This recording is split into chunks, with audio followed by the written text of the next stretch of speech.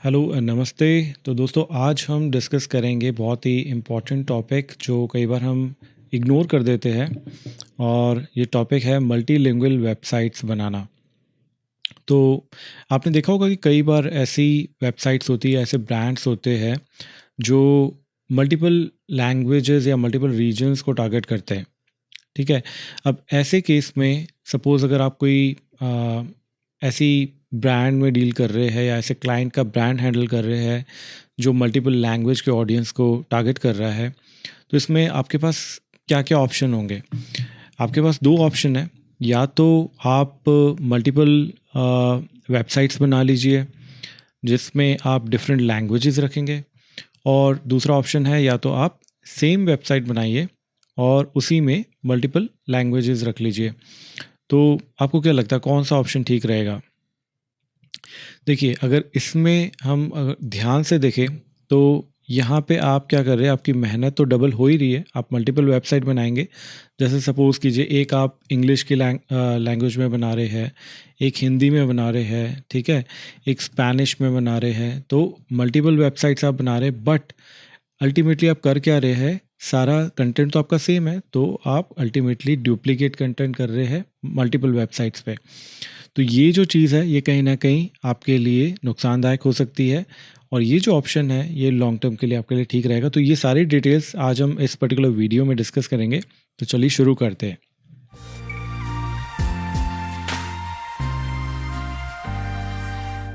ठीक है, तो फिलहाल मेन ये समझना ज़रूरी है कि हमने मल्टीपल वेबसाइट्स नहीं बनानी, हमने सेम वेबसाइट रखनी है और मल्टीपल लैंग्वेजेस उन्हीं में अंदर हमने मल्टीपल लैंग्वेजेस का कंटेंट डालना है।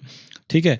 तो अब इसमें क्या है कि अगर आप की जो मल्टीपल वेबसाइट्स होंगी मल्टीपल लैंग्वेजेस में, तो कहीं ना कहीं जो सर्च इंजन्स है, ठीक है, सर्च इंजन्स जैसे कि आपको पता है गूगल है, बिंग है, ठीक है, तो जब ये क्रॉल करेंगे आपकी वेबसाइट को, तो इनको क्या लगेगा कि आपकी ये जो डुप्लीकेट कंटेंट वाली वेबसाइट्स है, और हो सकता है कि कोई पर्सन अगर कुछ ढूंढ रहा है तो उसमें आपकी इंग्लिश लैंग्वेज वाली वेबसाइट और हिंदी लैंग्वेज वाली वेबसाइट का दोनों का कंटेंट एक साथ सर्च इंजन रिजल्ट्स में दिखना शुरू हो जाए। और ऐसे केस में होगा क्या कि ये वाला कंटेंट इसी के साथ compete करेगा, और ये चीज़ हमें बिल्कुल नहीं करनी है। हमें ये चाहिए कि हमारा कंटेंट आपस में compete ना करे, और जो हमारी ऑडियंस है, जैसे सपोज़ अगर मेरा कोई ऑडियंस इंडिया से मेरी वेबसाइट खोल रहा है और वो हिंदी जानता है या हिंदी में ही कंटेंट रीड करता है, तो मैं उसको हिंदी में कंटेंट दिखाना चाहता हूँ। ठीक है। और अगर मेरी सेम वेबसाइट कोई यूएस या यूके में खोल रहा है, ठीक है, तो इस केस में मैं इंग्लिश में अपना कंटेंट दिखाना चाहता हूँ। तो ये चीज़ जो है ये ऑटोमेटिक होनी चाहिए और वेबसाइट मेरी सेम रहनी चाहिए। तो ये कैसे होगा? ये इस ऑप्शन को यूज़ करके होगा जहाँ पे हम मल्टीपल लैंग्वेजेस में कन्वर्ट करेंगे सेम पेजेस को, यानी हर एक पेज जो है आपका वो मल्टीपल लैंग्वेज में कन्वर्ट करेंगे, आप मल्टीपल उसकी कॉपीज़ बनाएंगे, और इस तरीके से जो आपका जो वेबसाइट है वो डिसाइड करेगी कि कौन सा पेज किस ऑडियंस को दिखाना है। ठीक है। तो ये बेसिक फंडा है मल्टीलिंगुअल वेबसाइट्स का। ठीक है, नेक्स्ट पेज पे चलते हैं। अब जो मल्टीलिंगुअल वेबसाइट्स हैं इनको बनाने का तरीका क्या है? तो इसके लिए एक उपाय है, इसको कहते हैं HREF लैंग टैग्स। तो बेसिकली अगर आपको थोड़ा सा भी बेसिक कोडिंग का पता है तो HTML जो होती है वो टैग्स के उस पे चलती है। ठीक है, डिफरेंट टैग्स होते हैं HTML में। तो ये भी जो है वन ऑफ द टैग्स है HREF लैंग टैग्स, जिसको हम इम्प्लीमेंट कर सकते हैं हमारी वेबसाइट पे अगर हमने मल्टीपल लैंग्वेज की मल्टीलिंगुअल वेबसाइट बनानी है। ठीक है। तो इसमें आपका फ़ायदा क्या क्या है? सबसे पहले अगर आपकी मल्टीलिंगुअल वेबसाइट है, आपके क्या क्या फ़ायदे हैं? सबसे पहला तो ये है कि आपकी जो ग्लोबल सर्च इंजन रैंकिंग है ये बढ़ जाती है। ये कैसे बढ़ेगी? अब सिंपल सी बात है कि अगर कोई पर्सन आपकी वेबसाइट पे आ रहा है अलग अलग जगह से, जैसे कोई इंडिया से या कोई यूएस से या कोई सऊदी अरेबिया से जहाँ पे उर्दू चलती है, ठीक है, अगर कोई साउथ से आ रहा है तो उनकी अपनी लैंग्वेज है, तो उनको जब उन्हीं की लैंग्वेज में कंटेंट दिखेगा तो उसका क्या इफ़ेक्ट होगा कि वो वापस से सर्च इंजन रिजल्ट्स में नहीं जाएंगे।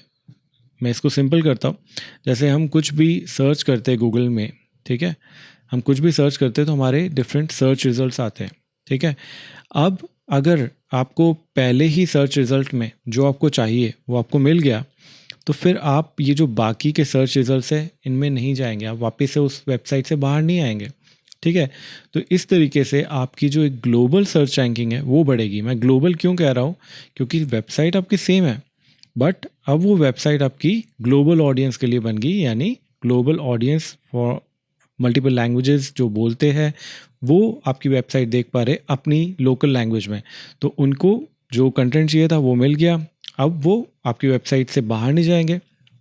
और इसका एक इनडायरेक्ट ये भी है कि उनका यूज़र एक्सपीरियंस बढ़ जाएगा, क्योंकि नेचुरल सी बात है कि आप किसी पर्सन को उसकी लोकल लैंग्वेज में अगर कंटेंट दिखा रहे हैं तो कहीं ना कहीं उसका जो यूज़र एक्सपीरियंस है वो बहुत ज़्यादा बढ़ जाएगा और बाउंस रेट घट जाएगा। बाउंस रेट क्या होता है? बाउंस रेट होता है कि कोई अगर आपकी वेबसाइट पे आया, ठीक है, और सिंगल पेज देख के ही विद इन नो टाइम वो आपकी वेबसाइट से बाउंस हो गया, यानी बाहर चला गया, तो इसको कहते हैं बाउंस रेट हम, ठीक है। और बाउंस रेट जो है ये हमेशा कम होना चाहिए आपकी वेबसाइट का। अगर बाउंस रेट ज़्यादा है तो इसका मतलब है कि आपकी वेबसाइट में कुछ ना कुछ गड़बड़ है, यानी कि आप जो कंटेंट दिखा रहे हैं वो यूज़र को सही नहीं लग रहा है और इसी वजह से वो दूसरी साइट पे जाने की कोशिश कर रहा है, ठीक है। तो ये जो बाउंस रेट है ये ऑटोमेटिकली रिड्यूस हो जाएगा, क्योंकि अब मैं अगर हिंदी बोलना पसंद करता हूँ और मुझे हिंदी में कंटेंट, मेरे सवाल का जवाब मिल गया किसी वेबसाइट पे, तो मैं किसी इंग्लिश वाली वेबसाइट पे क्यों जाऊँगा, ठीक है। तो ये मल्टीपल फ़ायदे हैं और इनके अगर इनको कंबाइन आप करो तो इसका सबसे बड़ा फ़ायदा है कि आप एक जो आपकी ऑडियंस है वो वाइडर ऑडियंस को आप रीच कर सकते हो, यानी बहुत बड़ी ऑडियंस को आप रीच कर सकते हो, क्योंकि सेम वेबसाइट आपकी इंग्लिश ऑडियंस को भी सर्व कर रही है, हिंदी ऑडियंस को भी सर्व कर रही है, ठीक है, अलग अलग लैंग्वेजेस, उर्दू ऑडियंस को भी सर्व कर रही है, जो भी मल्टीपल लैंग्वेजेस है, फ्रेंच है, ठीक है, स्पेनिश है, पोर्तुगीज़ है, जर्मन है, इन सब को सर्व कर रही है। तो कहीं ना कहीं आप, जो आपका कॉम्पिटिटर है, अगर सपोज़ वो सिर्फ इंग्लिश में कंटेंट बना रहा है, लिख रहा है अपनी वेबसाइट पे, और उसके मुकाबले में आप मल्टीपल लैंग्वेजेस में अपनी साइट पे कंटेंट रख रहे हैं, तो आप खुद देखिए आपकी ऑडियंस ऑटोमेटिकली बढ़ जाएगी and you will start getting work from multiple regions, ठीक है। तो ये अभी तक है बेसिक HREF लैंग टैग्स का। अब इसकी थोड़ा सा और डिटेल में हम जाएंगे, ठीक है। तो ये एक आर्टिकल मैंने लिखा है, ठीक है, अगर आप इसमें और डिटेल में जाना चाहें तो ये आर्टिकल लिखा हुआ है, ठीक है। यहाँ पे आप इसके बारे में और डिटेल में पढ़ सकते हैं कि HREF लैंग क्या है, इसके क्या फ़ायदे हैं, ठीक है। और यहाँ पे इस आर्टिकल में मैंने ये भी समझाया है कि आप क्यों यूज़ करें, ये तो मेरे ख्याल से मैंने आपको बता ही दिया है, तो एक बार फिर से मैं आपको दिखा देता हूँ कि इसके यूज़ करने के मल्टीपल फ़ायदे हैं। एक तो यही है कि आप सेम कंटेंट को न्यूमरस लैंग्वेजेस में रिप्रेजेंट कर सकते हैं, ठीक है। और जो कंटेंट है अगर आपका जो है वो डिफरेंट जोग्राफिक रीजन्स के लिए है but it is written in the same language, ठीक है, तो ये चीज़ आपके काम आएगी। ये थोड़ी सी आपने चीज़ें देखनी है जो HREF लैंग आपको टैग कैसे आपको हेल्प आउट कर सकता है, ठीक है। अब HREF लैंग जो है, जो HREF लैंग टैग है, ये इम्पोर्टेंस मैंने आपको ऑलरेडी बता दी है। और इसमें अगर हम और थोड़ा सा नीचे जाएंगे तो यहाँ पे मैंने समझाया हुआ है कि वर्क कैसे करता है बेसिकली। तो इसमें क्या होता है कि HREF लैंग जो है वो सर्च इंजन्स को नोटिफाई करता है, ठीक है। सर्च इंजन्स को नोटिफाई करता है कि क्या डिस्प्ले करना है बेस्ड ऑन विजिटर्स प्रेफरेंस, यानी जो आपके वेबसाइट का विजिटर है उसकी प्रेफरेंस के अकॉर्डिंगली उसको क्या डिस्प्ले करना है, ठीक है। तो यहाँ पे आपका जो SEO है, सर्च इंजन ऑप्टिमाइजेशन है, वो ऑटोमेटिकली बढ़ जाएगा। ऐसे आपको पता होगा सर्च इंजन ऑप्टिमाइजेशन के लिए मल्टीपल फैक्टर्स होते हैं, ठीक है। तो जो पर्सन है या जो विजिटर है वो आपकी वेबसाइट पे कितना टाइम रुक रहा है, ठीक है, जितना ज़्यादा टाइम वो आपकी वेबसाइट पे रुकेगा उसके हिसाब से आपकी वेबसाइट की इम्पोर्टेंस या अथॉरिटी बढ़ेगी in terms of search engine ranking, ठीक है। अब एच आर ए फ्लैंग टैग्स को अप्लाई कैसे करना है? इसको अप्लाई करने के दो तरीके हैं, ठीक है। एक तरीका है कि आप इसको मैनुअली कर सकते हैं without using any plugin.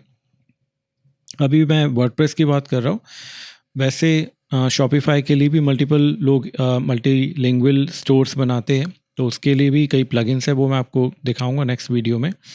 But इस वीडियो में हमारा जो मेन कंसंट्रेशन है वो बेसिक समझने का कि मल्टीलिंगुअल वेबसाइट क्या है और एच आर ए फ्लैंग टैग आप कैसे यूज़ कर सकते हैं, ठीक है। तो एक तो तरीका है एच आर ए फ्लैंग टैग को मैनुअली आप कर सकते हो, ठीक है। इसकी डिटेल में मैं नहीं जाऊँगा, अगर डिटेल में आपने जाना है तो ये ब्लॉग का लिंक आपके सामने है, यहाँ पे जाके आप देख सकते हैं क्या करना है, ठीक है। तो एक तरीका है आपका ये, जिसमें हम एच आर ए फ्लैंग टैग्स को HTML हेडर्स में इंक्लूड कर सकते हैं, ठीक है। तरीका यहाँ पे मैंने समझाया हुआ है, HREF जो HTML हेडर है उसमें आपने कैसे ये पर्टिकुलर टैग को इंक्लूड करना है, ठीक है। और दूसरा तरीका है कि आप XML साइट मैप में इंक्लूड कर सकते हैं इस टैग को, ठीक है। XML साइट मैप आपको पता ही होगा कि हमारी दो साइट मैप्स होते हैं, अगर ब्रॉडली हम कहें। एक होता है HTML साइट मैप जो यूज़र्स के लिए होता है, और एक होता है XML साइट मैप जो सर्च इंजन्स के लिए होता है। XML site map basically, site map क्या होता है, जो भी आपकी वेबसाइट के सारे पेजेस हैं उसको वो लिस्ट करता है, ठीक है। तो XML site map basically readable होता है बाय सर्च इंजन्स, तो इसमें आप HREF फ्लैंग टैग को इंक्लूड कर सकते हो। ये दूसरा मेथड है, ठीक है। डिटेल्स में अभी हम नहीं जाएंगे, वीडियो बहुत लंबी हो जाएगी। अगर आपको डिटेल्स जाननी है तो आप यहाँ पे इस लिंक पे जा सकते हैं, इसमें थोड़ा और डिटेल में मैंने बताया है कि इसकी इम्प्लीमेंटेशन कैसे करनी है, ठीक है। और अगर आप कोडिंग में कंफर्टेबल नहीं है, ठीक है, most of the people they are not comfortable in coding, तो इसका एक इजी तरीका होता है कि आजकल प्लगइन्स है, ठीक है, मल्टीलिंगुअल प्लगइन्स बन चुके हैं, तो इन प्लगइन्स को आप इस्तेमाल कर सकते हो और सीधे प्लगइन को इंस्टॉल करना है और वहाँ से आपका जो ये कोडिंग वाला पार्ट ख़त्म हो जाता है और प्लगइन मोस्ट ऑफ द चीज़ें हैंडल कर लेता है। प्लगइन्स मैं नेक्स्ट वीडियो में आपको बताऊंगा कौन कौन से अच्छे प्लगइन्स हैं। मैंने ऐसे कुछ प्लगइन्स सेलेक्ट किए हैं जो आपको मैं डिटेल में बताऊंगा कि उन प्लगइन्स का क्या प्राइसिंग है और कैसे आप यूज़ कर सकते हैं next video in this series, ठीक है।